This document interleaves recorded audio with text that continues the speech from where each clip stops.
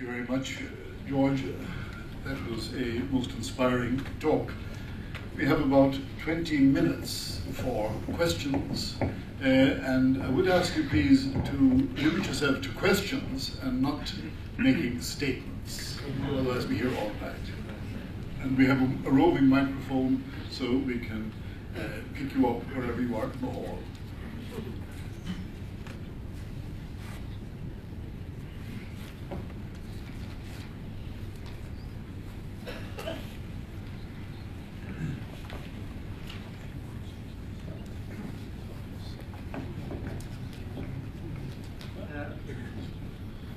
I'm just wondering if George, in addressing us and our problem with faith, is he suggesting that perhaps America has already met the challenge, and if so, what have they done that we should be doing?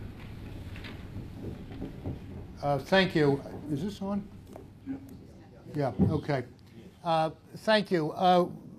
None of us is going to adequately meet the challenge until our Lord returns in glory. No one is doing a perfect job of this. On the matter of the immediate crisis at hand here, I think we have made immense strides in addressing the accumulated rubbish of the past, and we have now a Catholic leadership that is genuinely evangelical in character, and that is going to lead the Church in the United States precisely in the direction that I am describing here this evening. That took a lot of hard work. It took a lot of truth-telling. It was not unpainful. A lot of feelings got hurt in the process. But that is the price of all genuine renewal and reform. And indeed, that's the price of all genuine conversion. I'm no expert on your situation here, but I think I know enough about it to suggest that we were in perhaps a somewhat better condition to absorb the deluge of 2002 because we had begun to move out of this sterile left-right Catholics or liberal Protestants paradigm throughout the 1990s. There was a lot of energy and vitality in the church. There was a rebirth of religious life through communities that had taken their inspiration from John Paul II's theology of the body and his apostolic exhortation on consecrated life. The seminaries were changing and have now changed in even a more dramatic way. And the net result of this is that 9 years after this catastrophe, while there are still places where you can measure, you can sense that the corner has not been turned, they are in a very discrete minority. And other parts of the church in the United States are doing remarkably well, considering both the general cultural challenges of the moment and the fact that our press, not unlike yours, has to get abuse into at least the third sentence of every story about the Catholic Church, including stories on changes of liturgical language. I thought they really couldn't figure out a way to do that, but they didn't disappoint me. And you would get, and this has increased the upset among some people who were already upset by blah, blah, blah, blah, blah. There's a vitality to Catholicism in America that I think is best measured not by my descriptions of this, that, or the other thing, but by the fact that I mentioned to some members of your parliament today over lunch, this past Easter Vigil, 165,000 people were received into the Catholic Church in the United States, adults. They're not infant baptisms. These are men and women who, in the face of all of this bad press and all the rest of it, for 9 years, made the decision to either be baptized in the Catholic Church or to be received into full communion with the Catholic Church. That number has been at about that level for at least 5 years now, if memory serves. And that's a sign that whatever else we still have to fix, and there are many things we have to fix, that at least we are modeling in some way a humane, compassionate, challenging way of life that people who have all sorts of other options find attractive and decide to take on the challenge of trying to live.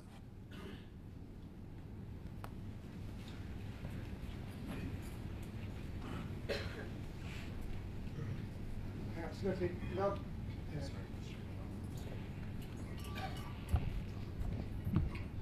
I absolutely love your analysis of the Church of the Counter-Reformation has come to an end and we're moving into a sense of a church of mission, which is absolutely beautiful and very uplifting to us all here.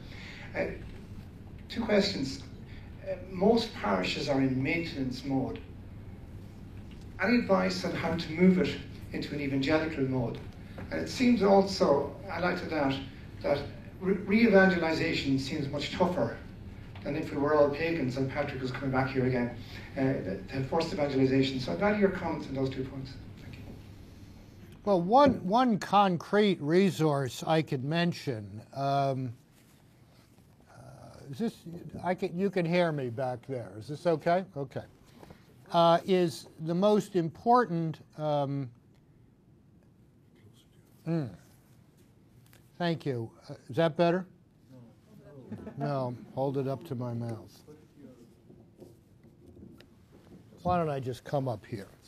Here, that's fine. No, it's okay. I'll come up here.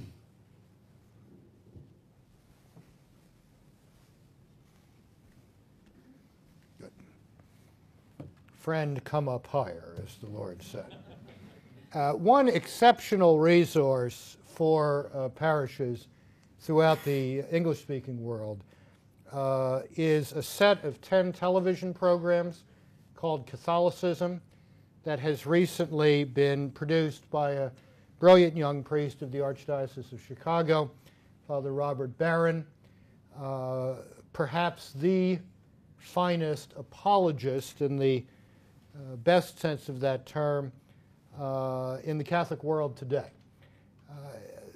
10 hour-long programs examining various facets of the faith and its essential core elements through the prism of a tour around the Catholic world, an encounter with its art, its practices, its worship, and its people literally all over the world. It is stunningly beautiful television. It is completely dynamically orthodox. It has great music, and it's showing on American public television. I mean, did someone say the Messiah is returning here? This is an astonishing tool. This is an instant RCIA program for the reception of adults, and I commend it to you. And indeed, Father Barron ought to be invited over here to speak a bit about this.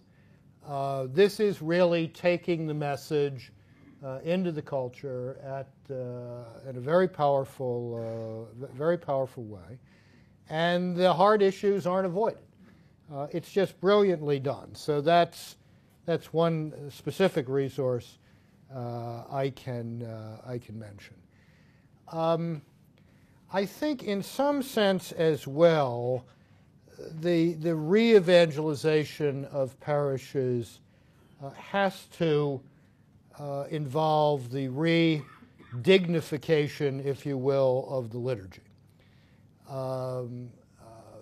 We have fallen into some sloppy habits in Catholic liturgical life, And because of that, and because of the challenges of the cultural surround, I think a lot of Catholics have lost a sense of their own baptismal dignity. And if you lose a sense of your baptismal dignity, that your baptism confers every one of you to Christ as priest, prophet, and king, not in the way that those in holy orders are conformed to Christ in those three missions, but every one of us is called to worship truly, the priestly role, to speak the truth, to bring the truth to others, the prophetic mission, and to serve others in charity, the kingly mission. If we lose a sense of that because the Mass is simply another weekend recreational activity, we're not going to be empowered for mission the way the liturgical reform of the mid-20th century imagined that this would happen. It's very, and nobody remembers this today except very few, that there was a deep connection in the liturgical reform of the 1930s and 40s between that effort, what was called charismatic theology, which was about the rediscovery of the church as a missionary enterprise, and social justice. All three of these were understood to be intimately linked, and at the center of that hub, if you will, was the liturgy. So parishes that take their liturgical life seriously, I think, are just better equipped to engage in this re-evangelization or new evangelization. Second question, is it more difficult now than it was originally? Oh, is this more difficult now than when St. Patrick was here? Well, he didn't have penicillin and Irish whiskey, so it's Father Twomey probably remembers a book when I was a boy that if you got to the 6th or 7th grade and they thought you had a few brains in your head, you would be given this book called The 13th, the Greatest of Centuries. And years later I said, well, I'm prepared to concede the argument as long as you add to the 13th century anesthesia, modern dentistry, and single malt whiskey. I think in some sense the answer is yes.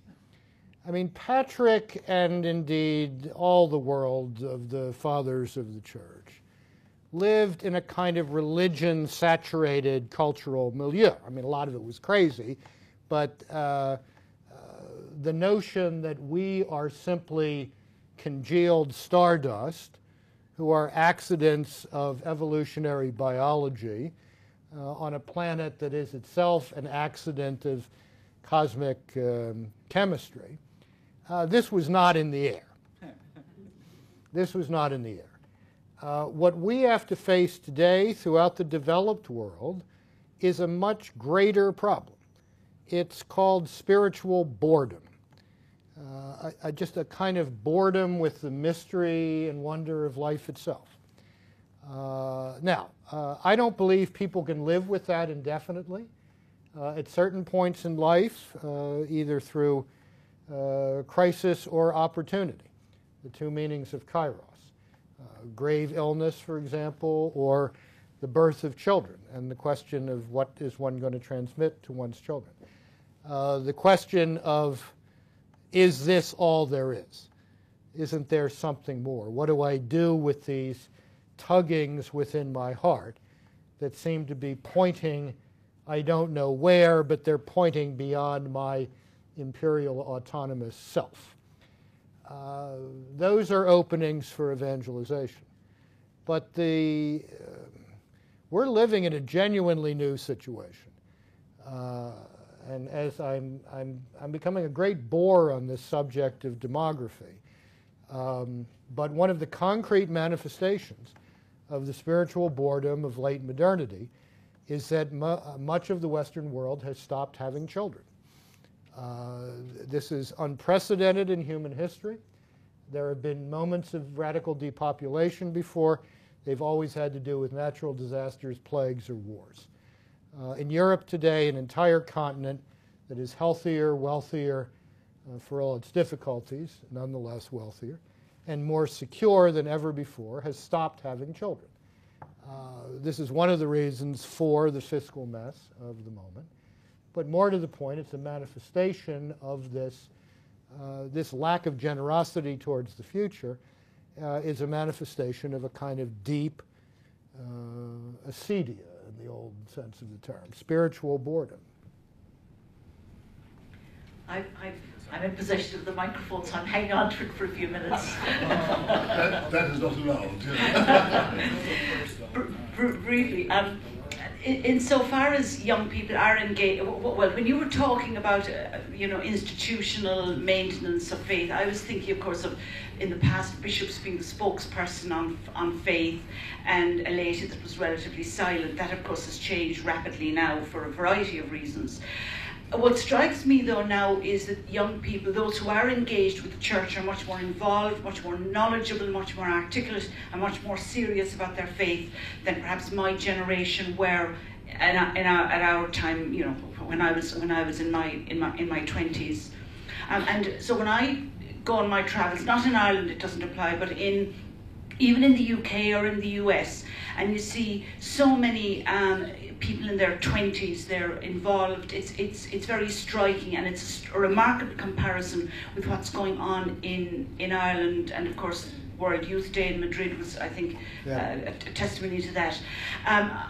Just brief observation about the renewal of faith in the United States. I was in Chicago 6 weeks ago, and I went to a 9 a.m. mass because I was hungover. I wasn't hungover, I was jet lagged. I was jet lagged, and I wanted an early mass, which I thought would be quiet and reflective, and I wouldn't have to sing or do anything like that. And it was so full that there were 16 people giving out communion at a 9 a.m. mass on a Sunday morning in Chicago. That's good. Let me say a word about this business of young people. I am constantly asked all over the world what explains the magnetism of John Paul II for the young. He doesn't look like anything that kids respond to. My explanation is twofold. One is a kind of transparent honesty. He was never asking a young person to do something, take a risk, assume a burden that he had not taken or borne or risked himself. Kids, especially young adults, have very good baloney detectors. I will use the polite term. And there was no baloney here. It was what you see was what you got. And the second thing is that in a culture that is constantly pandering to young people, in everything from modes of dress to advertising to music to television to whatever, he did not pander. He challenged. And he said to young people in a great many variations on a single theme, don't ever settle for anything less than the spiritual and moral grandeur that the grace of God makes possible in your life. You won't make it all the time or even most of the time. But don't lower the bar of expectation. If you fall, get up, dust yourself off, seek reconciliation and penance, and keep trying. But don't sell yourself short by settling for less than that spiritual and moral greatness of which you are capable with the grace of God. One of the great things about being 20 years old or so is that you want to be a hero. A lot of young people are attracted to heroic sacrifice. Well, in this context in which we live today, living counterculturally against that Abercrombie and Fitch world, is being a hero. And that's what he was summoning them to. I suggest we take a few questions. Sure. number of people want to get in. Yep. We'll just take a few questions because a number of people want to get in. Sorry, in you first. John. This really is a question, but I really have to say a couple of words of explanation to help George Weigel respond. And the question is the contribution of renewal and reform of religious education in reform and renewal of the church. The great John Paul, whom you mentioned in his very first apostolic exhortation in 1979, Catechesi Tradendae, he drew attention not just to the good developments post-Vatican II, but he also drew attention to very serious problems, extremely serious problems. And this seems to have been very prevalent in the Western world, including in the United States. Right. Now, I know your bishops instituted a committee in the mid-90s to review texts to see do they conform with the Catechism of the Catholic Church. Now, my understanding is they've done great work and there's been much progress. But in their first reports, they reported very, very serious and very substantial deviations from the teaching of the Church, very prevalent. Now, I would say that our catechesis here, particularly in the schools, since the mid-70s, has shown all the problems that your Bishops' Committee identified in 1997 and 2003. Now, I've just been given a PhD in theology by the University in Maynooth, Pontifical University in Maynooth, for an analysis of our primary school program, and it's very poor. The secondary level is no better. I have 17 grandchildren, and I would consider one of the greatest threats to their faith is the religious education in the Catholic schools. And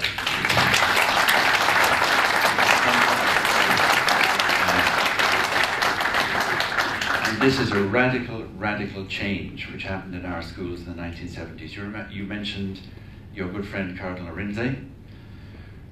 Now, he was evangelized in a Catholic school in Nigeria, established by Bishop Shanahan, and that was in the great tradition of Irish Catholic school teaching. I know because I was there at the time, well, not when he went to school, but I served in the mission there as a volunteer. At the time, I encountered him when he was a young rising star. He was a teacher in the seminary. But he and millions other like him in that territory were evangelized principally through the Catholic schools. Right. Thank you very much. But our situation now is very far from that. I look for a comment on that. Thank you. John Skelly. Yes, thank you. It's just a brief question, because the buzzword now is all evangelization and mission and so forth. And I would like to ask George what specifically he sees in answering that question in a Catholic context, because as he said in texts, and you turn on your television, there are stadiums filling with people who are evangelizing. Specifically in a Catholic context now, what would he see are the issues? Thank you. Sorry, Pascal. Thank you. I just have one question in the light of the remarks you made about a lay participation and even leadership in the church in the next generations. Is there room, therefore, for a much more broadly based synodal form of governance in the church if we're moving beyond the post-Tridentine clericalist church that we're so familiar with? And the reason I ask that question is because there are so many things confronting us, but in Ireland, for example, can we possibly confront the reorganisation, the rearrangement of our diocesan structures without long and serious consultation and public consultation among people, not just the clerics, not just the bishops in Maynooth or a subcommittee in Rome? Thank you.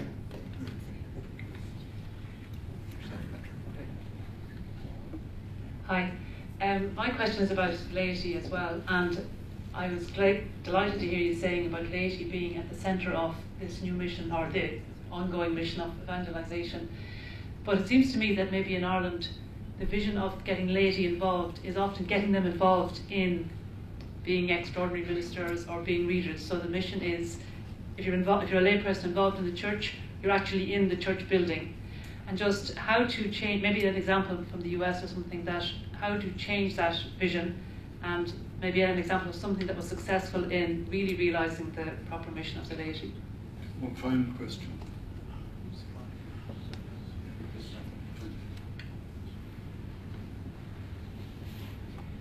My question is about dialogue in the church. I am old enough to remember the excitement of Vatican II and the great sense that we were truly in dialogue with the culture. Now, despite the heroism of the succeeding pontificates, I feel it has become more monologue, that magisterium has been stressed to the point that the voice of many who want to be Catholic but who don't agree with things that are said are totally silenced. I think the lack of dialogue, more than any of the other things that you have identified, is the reason why people are drifting away. And there may be pious groups, and they're to be admired, but they're a minority, and until the dialogue becomes back as a serious part of the church, we're going to be limping along. Thank you very much.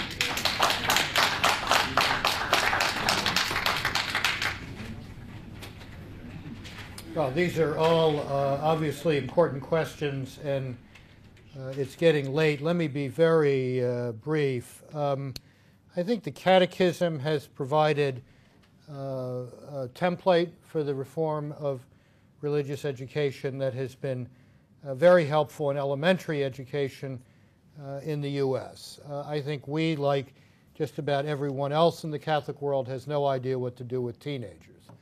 I suspect we should take a hint from our evangelical and Pentecostalist Protestant brethren and understand that in those teenage years, religious education in the sense of intellectual formation is not enough. Kids have to be in environments in which they feel connected to other people in the church, in which they don't feel weird, which is the single biggest fear of every 16-year-old in the world, that I'm going to be thought weird or different or whatever, where they can get a sense of others' struggles. This has been the genius of World Youth Days, I think, is that it has let Catholic young people know that they are not alone. Beyond that, I would say what my friend Cardinal Pell said in Cork earlier this year. If you have tried to reform religious education in the schools and in the parishes, and you have not been able to do that because of resistance from local priests or bishops, then organize your own catechetical programs. No, you don't need permission to hand the faith on to your children. There are an infinity of homeschooling materials available online now for that. And while we work on reforming the institutional aspects of religious education, there's no reason why we can't get on with other things as well. The second point, evangelization in a Catholic context, we could be here all night on that. Two things very briefly. It has to be word and sacraments. It has to be word and sacraments. Catholics need to rediscover the Bible. They need to rediscover meeting the Lord in the Bible daily. No one is going to be a true evangelist unless they are spending some time, even if it's only 10 minutes a day, with the Word of God and having a regular sacramental life, particularly the Eucharist and the Sacrament of Reconciliation. Synodal governance in the Church, well, from my experience of Eastern Christianity, with all due respect, I hope not. Synodal governance is a prescription for either endless log jams or for power plays. What is needed in this church, it seems to me, particularly in the short term, is a much broader consultation about the selection of leadership, meaning bishops, and I very much hope that that will be coming in the future. The consultation on these questions must be broadened out beyond the usual clerical sources of information to include reflection by serious Catholics about what they see as the requirements of governance in the church and who might be capable of filling them. lay mission not becoming simply a clericalized laity and a church bureaucracy. One huge example of the success for that in the United States is what's called Focus, the Fellowship of Catholic University Students. It's based out of Denver. Kids who are primarily graduates of Catholic universities, but often as well the products of very fine Catholic campus ministries on state college universities or secular universities, give 2 years of their lives as missionaries back on a campus. So it's young lay people evangelizing other young lay people. It's a quite extraordinary business. This thing's only about 10 or 12 years old. And this past February, they had their national Omnium Gatherum at George Washington University in Washington, D.C. I was asked to come address it. There were 1,000 kids there that night from all over the country who are in some way or another either part of Focus Ministries or want to be Focus ministers themselves. Dialogue. Dialogue with the culture is very difficult when the culture has become toxic. When much of Western high culture can say is, well, there may be your truth and my truth, but there's nothing called the truth. This is a problem. I mean, this is so gelatinous that it's hard to get at. Very interesting to me. I was saying this in a lecture at the Lateran University in Rome last week, that the two biggest intellectual challenges that the Second Vatican Council's Pastoral Constitution on the Church in the Modern World identified were Marxism and existentialism of the Sartrean variety. Well, Marxism is on the rubbish heap of history, and nobody studies Sartre except as a kind of artifact of ancient history today. What they missed was what was really coming next. It's this whole postmodern deconstruction of any notion of truth. And that's very hard to talk to. Now, some scholars are attempting that, and we'll see what happens. But as friends of mine have said, it was a good idea to, if you imagine the church as a train, it was a good idea to open the windows of the church.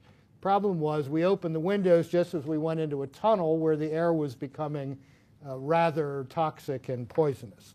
And that has had an effect on us as well.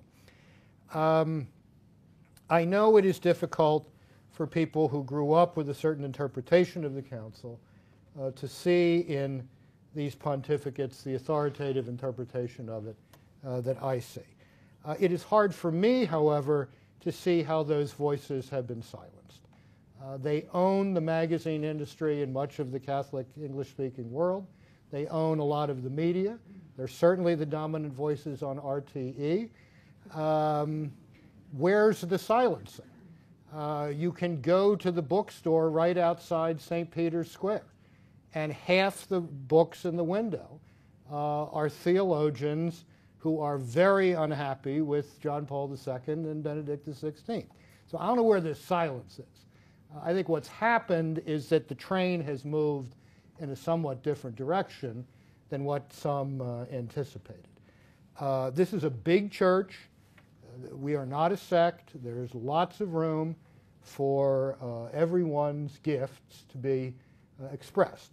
But we have seen, or should have seen, in the Anglican Communion, what happens when a church loses all sense of its doctrinal and moral boundaries. It implodes. It implodes. And that is not a fate we should wish for ourselves. I mean, just judging from a purely sociological point of view, this utter permeability of boundaries is not the way a Christian community survives, much less becomes fertile evangelically. So let's keep that argument going, but it has to be an argument within boundaries. It has to be an argument within boundaries. in any event, you all have been enormously patient with all of this tonight. Thank you so much for the hospitality of the past 2 days. God bless you all, and a happy Christmas to everyone.